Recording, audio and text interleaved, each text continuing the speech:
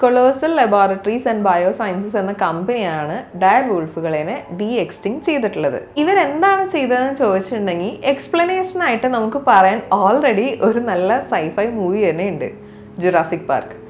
അതിനുള്ളിൽ മരത്തിന്റെ പശയിൽ പെട്ടുപോയിട്ടുള്ള കൊതുകിൽ നിന്ന് എങ്ങനെയാണ് ഡിനോസറിന്റെ DNA എക്സ്ട്രാക്ട് ചെയ്തിട്ട് ഡിനോസറുകൾ ഉണ്ടാക്കിയത്, ഒരു സിമിലർ ടെക്നിക്കാണ് ഇവിടെ ഉപയോഗിച്ചിട്ടുള്ളത്. ഇവിടെ വ്യത്യാസം മരത്തിന്റെ പശയിൽ നിന്ന് ലഭിച്ചിട്ടുള്ള കൊതുകിൽ നിന്നല്ല, പാലിയന്റോളജിസ്റ്റുകളുടെ ഇഷ്ടസ്ഥലമായ ലാബ്രിയ ടാർപിറ്റ്സ് എന്നാണ് ഡയർ വൂൾഫുകളുടെ DNA ഇവർക്ക് ലഭിച്ചത്. ഡയർ വൂൾഫിന്റെ ഏറ്റവും കൂടുതൽ ഫോസിലുകൾ ലഭിച്ചിട്ടുള്ളത് ഈ ലാബ്രിയ ടാർപിറ്റ്സ് എന്നാണ്. ഇങ്ങനെ ലഭിച്ച ഡയർ വൂൾഫിന്റെ ഫോസിൽ നിന്ന് എക്സ്ട്രാക്ട് ചെയ്ത DNA ഗ്രേൽ വൂൾഫിന്റെ ചോരയിൽ നിന്ന് ലഭിച്ച ജീനിലേക്ക് ഇവർ ഇൻട്രൊഡ്യൂസ് ചെയ്യാണ് ചെയ്തത്. ടാർപിറ്റിലായതുകൊണ്ട് തന്നെ കംപ്ലീറ്റ് ജീനോം ഒന്നും ഡയർ വൂൾഫിന്റെ എക്സ്ട്രാക്ട് ചെയ്യാൻ ഇവർക്ക് പറ്റിയിട്ടില്ല. ഇനി ഇതിനായിട്ട് ഇവർ ഉപയോഗിച്ച ജനറ്റിക് ടൂളാണ് നമ്മൾ കേട്ട CRISPR, clustered regularly interspaced short palindromic repeats.